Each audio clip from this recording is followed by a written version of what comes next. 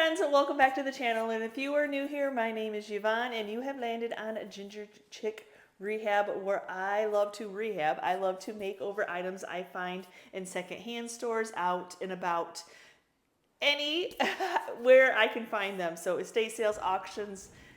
So we have a beautiful thunderstorm going on right now. It's like our first one of the season, so that thunder is just amazing right now. I don't know, I like a good thunderstorm. Not so much when I'm painting, I do not. So I'm glad that I painted up yesterday and I'm now letting you guys know. So today's video is all about painting some items that is a necessity. So if you are new here, I have a retail booth where I not only do small items that I make over, or just items that I find out and about that I resell if I don't decorate with them with my own home decor.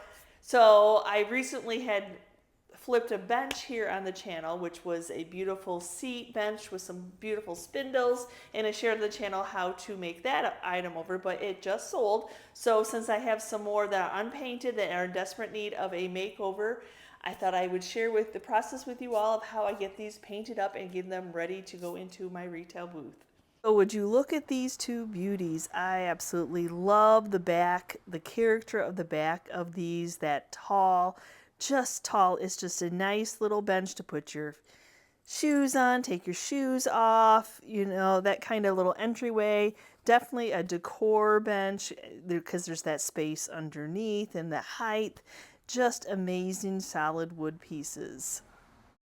Now for these being pre-loved items, there's just this little crack that I see along the back that somebody has filled in with some type of a glue. But other than that, they are sturdy, they are heavy. I don't really see a lot of brokenness, so that's completely awesome. I did notice like a little bit on the one corner there that somebody had fixed, and that could have been just the way that it was.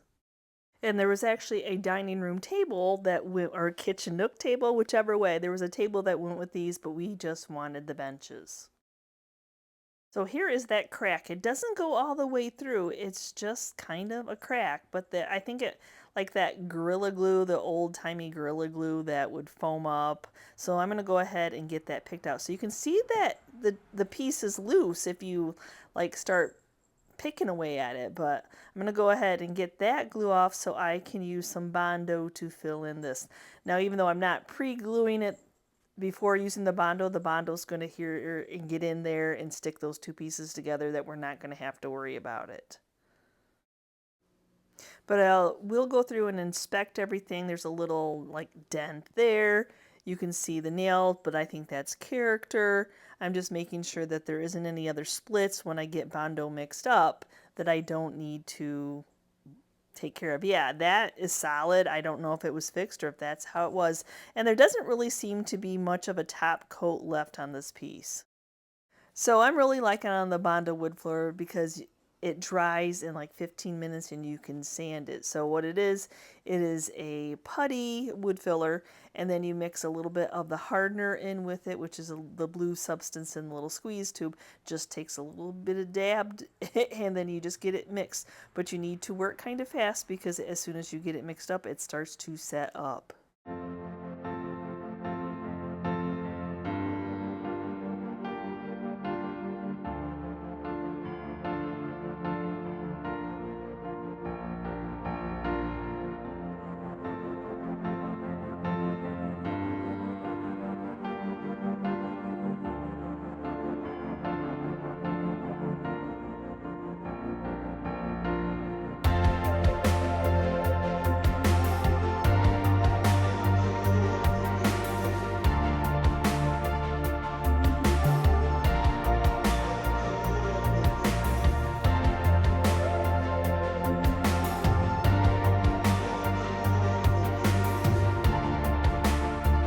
I think this is why it's my go-to choice now, is because 10-15 minutes you can start to sand it. The longer you let it sit, the harder it is to sand. So just keep that in mind, like if you think you're going to let it sit overnight.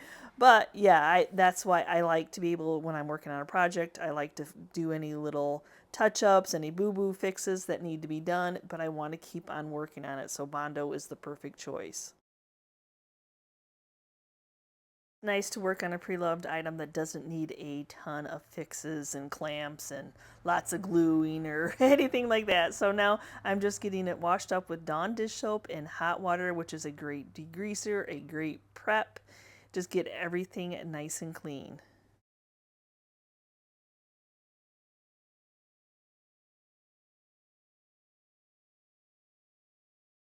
And I'm going to take the air compressor, and there's a gap, cracks, anything like that, especially since this was a table that people had a lot of food at. You can tell there's stuff in the crevices, but I think if I just take the air compressor, it'll blow anything out from there. Well, I'm not really seeing a ton of top coat, but you can see where people had sat on it and rubbed the top coat off. And I'm going for a chippy look. I'm not doing a clean look. I'm not painting these black. I am going for some chippy antique look. So I'm not going to scuff sand these, but I am going to shellac spray these a couple coats. So the shellac spray will help bond the paint that I'm going to paint it on there, and then it'll even out that opacity also of where you can see that the stain and the top coat are gone, especially where I put that Bondo wood filler. Now, normally my go-to would be to paint the bench black. Black benches sell really well. I just sold one. That's what got me motivated to do these two, that I want to get another bench in my retail booth. So I'm actually mixing up Sweet Pickins Flour Sack, which is an awesome white color. Just because of the age of these and the fun little character at the back of these, I thought an antique chippy look would be wonderful on them. So Sweet Pickins milk paint is equal parts powder to equal parts water. You stir it for 2 minutes, and then you let it sit off to the side until it thickens up. So there's so many parts of this bench that need to be painted. Like the whole thing needs to be painted. So I was trying to like, do I put it on a roller cart? But then that's too tall. So I decided to put it on our work benches. Yes, it's still kind of on the tall side, but that way I can work on all the areas at once.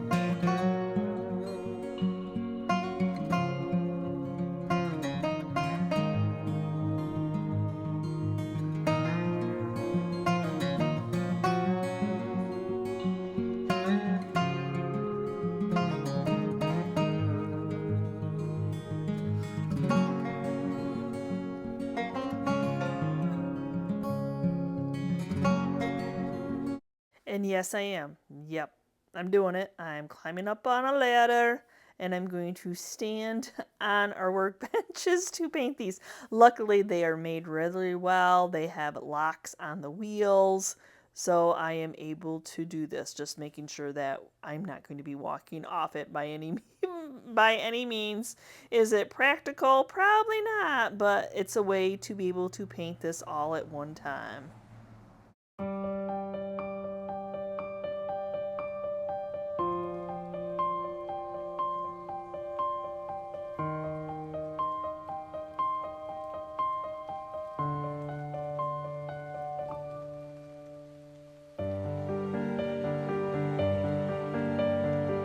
For my next bench, I would like to paint it green. Yes, green. So my base is going to be basil that I'm going to add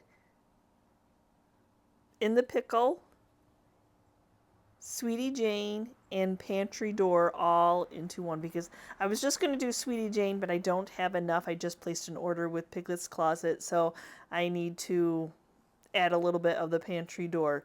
But the main is going to be the basil. I've done this mixture before. I love it, and it sells really well. So I'm going to go ahead and do it again. So it's going to be 3 of the basil to 1 Sweetie Jane, 1 Pantry Door, and 1 in the pickle.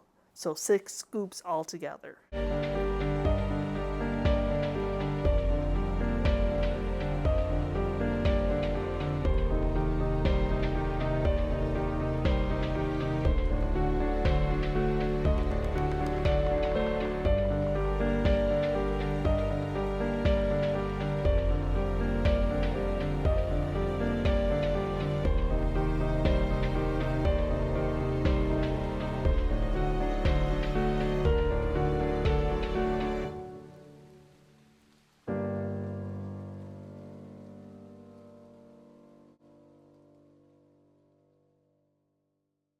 And of course, I'm getting better coverage with the darker color. Not so much on the white, but I knew that going into it. So now I need to go in with at least my second coat, if not third or fourth. But it's just how those work. And right now, there really isn't any chippiness going on with that first coat.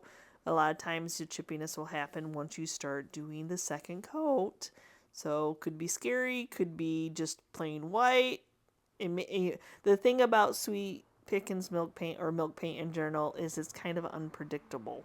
You don't know. Maybe it will all flake off and you'll have nothing left, or maybe it won't even crack and you'll just have whatever it is that you painted. You know, it's just one of those things. So me not prep sanding it is where I was hoping that I was helping it so it didn't stick here and there, so I would get some chippiness, was my reasoning on that. But I didn't want it to chip all the way off.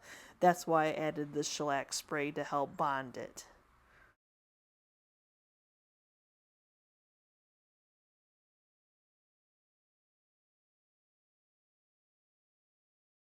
As it comes to my green mixture, probably once I get this second coat added, it'll probably be enough. That first coat's going to grab it. And of course, you can see where I put the Bondo, but luckily that's in the back. And plus, the second coat's going to cover and hide that.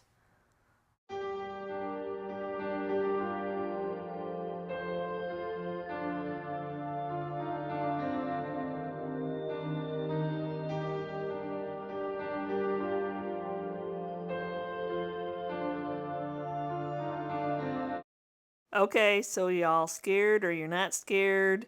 That's the thing about chippiness, like you want it to happen and you're like, oh my gosh, but no, that's what I wanted to happen. So 4 coats later, yeah, it was 4 coats, and the more coats I added, of course, the more chippiness came about, which is exactly what I wanted. I know it can be scary, but that's what I wanted.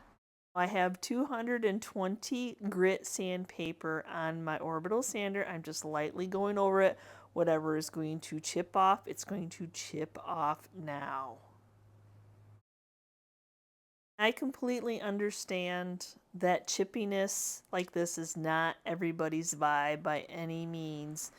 But for me, I love it. I'm having fun with it. I really feel like I'm creative when I'm doing it, especially when it works out the way I think it should work out. And y'all would probably be surprised. It sells really well. Chippy furniture that looks like it's old and been worn with time. It's a hot seller right now.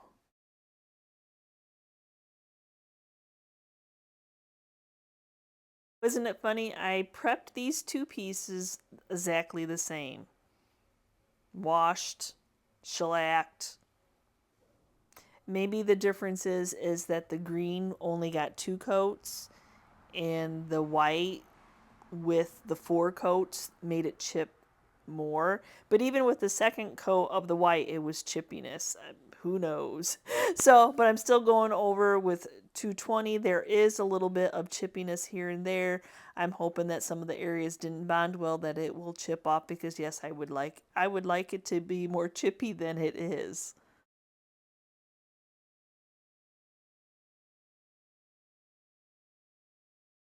I do the orbital sander the most that I can, but there's always those little detailed spaces in the corners and little crevices that I need to go in and hand sand. And yeah, I did get some chippiness, not as much as the other one, but that's the fun of it all, or scary, one or the other. I'm not, whichever way you look at it. As soon as I think I know how to work milk paint, it'll prove me wrong. So I'm definitely not an expert on it. I'm just happy when I get it to do what I think I wanted it to do.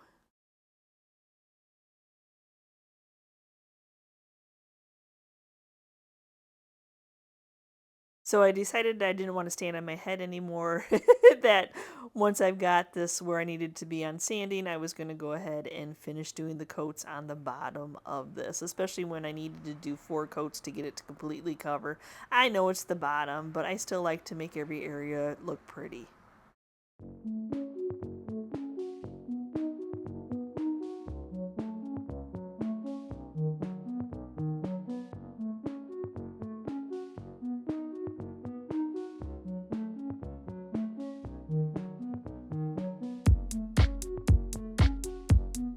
Very bottom of the feet, though, I'm not painting those. I don't want to leave like paint marks on somebody's flooring or anything. But to clean them up, I didn't tape them off. So just sand off that excess paint that leaked underneath there, because of course it did. So just to make it clean looking, I'm just sanding off any of those drips that ran underneath there and getting it nice and clean.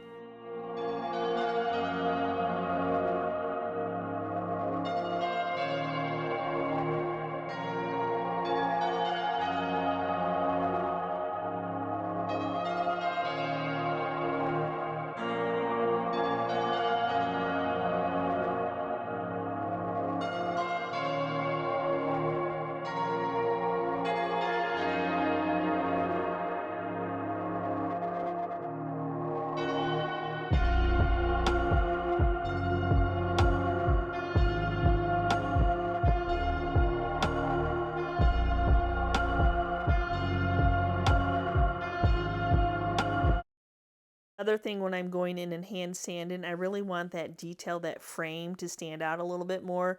So I'm trying to really distress that area so you see that big square, those squares on the back. So I've sanded all that I can sand. I took the air compressor, tried to blow off all the sanding dust, and boy, I have a lot to sweep up on my shop floor. But now I'm just going to get this milk paint, needs to be sealed in. I think I've gotten everything that was loose taken off, but I'm going to go in with Jolie's clear wax. I know I love Jolie's black wax, and Piglet's Closet's now carrying the Jolie line, so I'm going to test out the clear Jolie's wax on this piece today. So it's just sealing in that milk paint, and you can tell the more that I'm rubbing on it, I don't want the buyer to like have to worry so much about chippage of paint all over the place. I mean, you get that sometimes, but just sealing that milk paint in, getting it nice and smooth. So you wax on, and then I'll take another rag and buff it off, the excess off.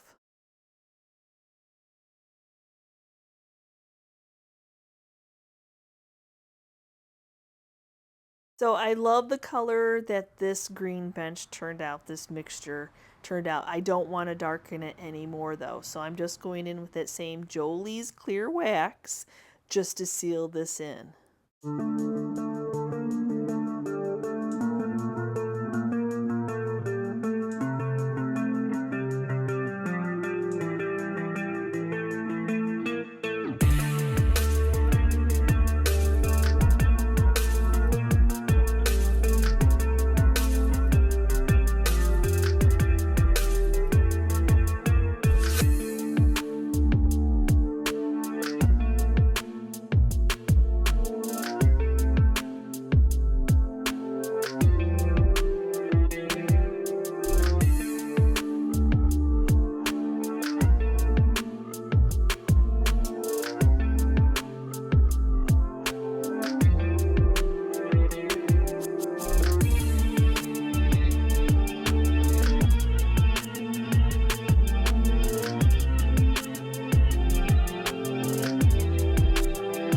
Now when you're doing a wax, you want to make sure that you get it out of those little corners. Just a dry paintbrush will help, especially dark colors, or you'll really see that build up.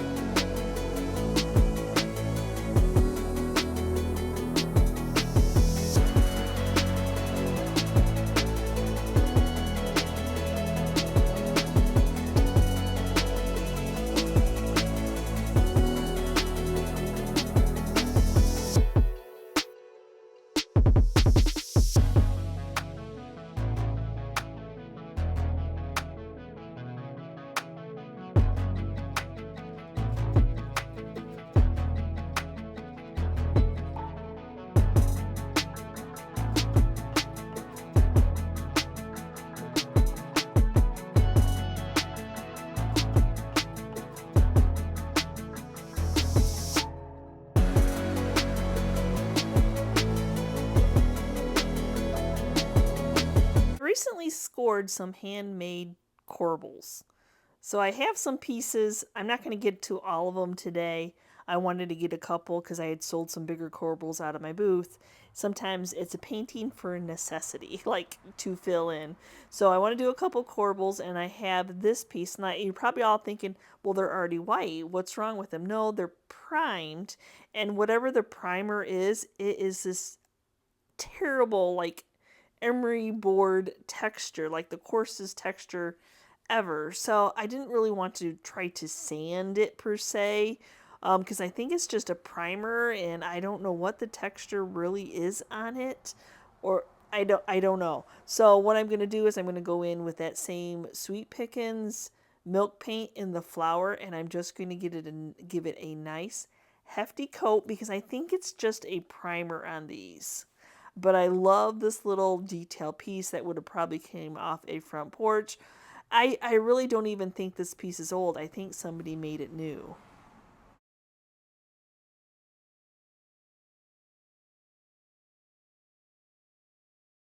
And here's where you can tell that it is made new. But they're corbels. Corbels are still selling well, especially if they're vintage, so I need to make these look more vintage. They've got way too sharp of edges. You can see all the lines and the cut marks, and all that texture. I don't know what the sprayer texture is for what I'm assuming that they were sprayed and that somehow got some texture on it. But I'm just going to give them a hefty coat of this milk paint, and then I will sand them smooth because I want them to look old and chippy. Not probably the chippy like the bench would do, because this is raw wood and I can tell that, like with my paintbrush, I can tell it's soaking the paint right in. But at least I'll get that old look. So I do need to go in with a little detail brush, making sure that I'm getting like paint pooled up in that area, because that's really what corbels would have had. They would have had a lot of paint in those little detailed areas.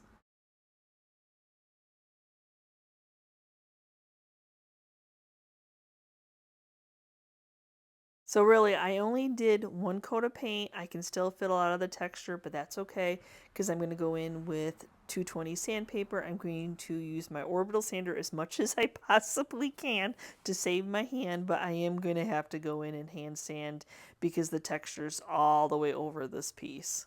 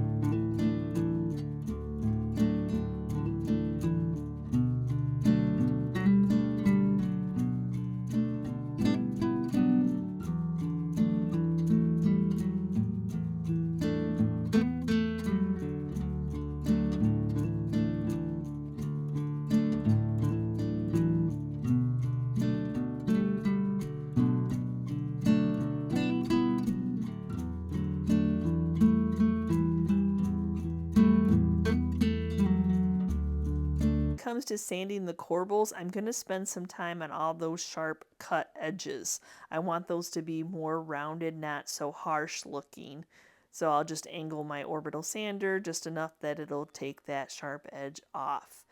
And of course I'll have to go in and hand sand too, but it'll be well worth it. I can already tell, like just doing that, how much that's taking that texture off.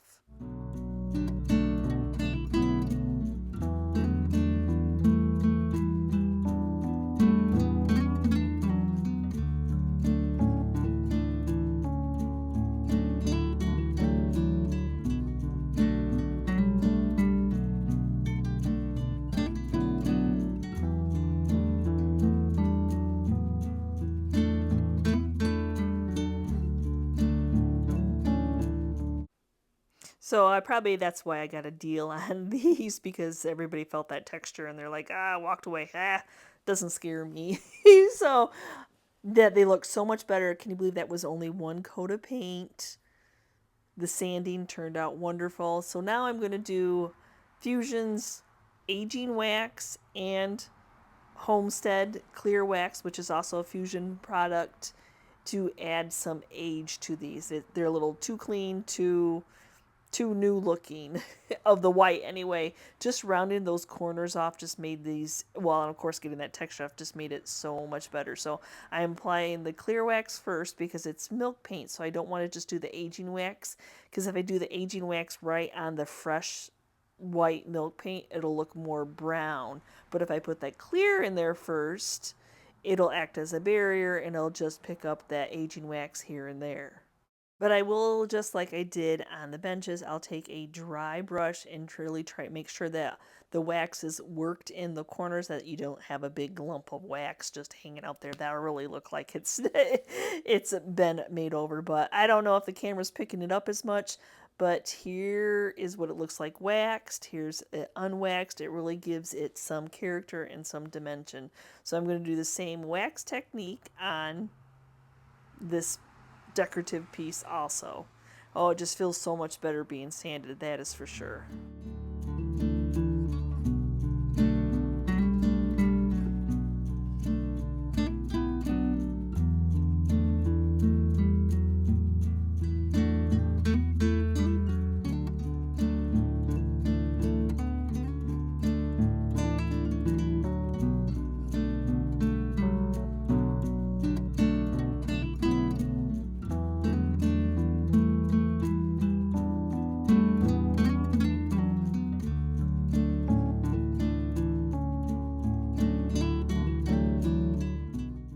So I purposely did not do both of them all at once because I wanted to really be able to see the difference in the two pieces. There again, I'm hoping the camera's picking it up as much.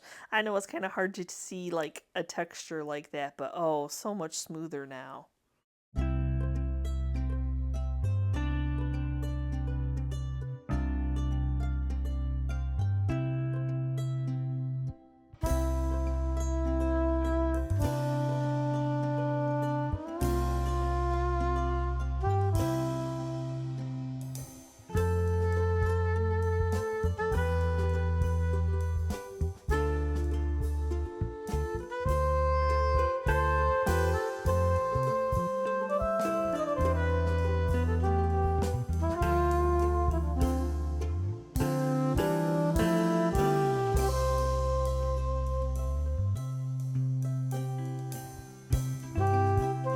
Thank you so much for watching today's video, and what did you think? I know the chippy look isn't for everybody, but I'm in an antique store.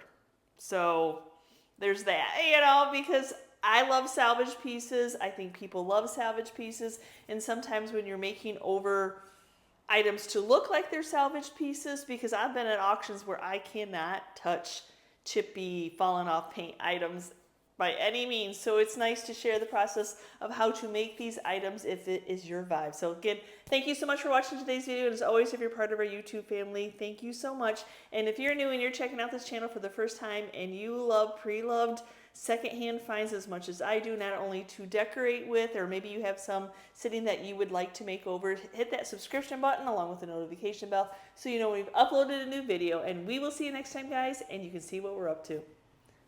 Bye!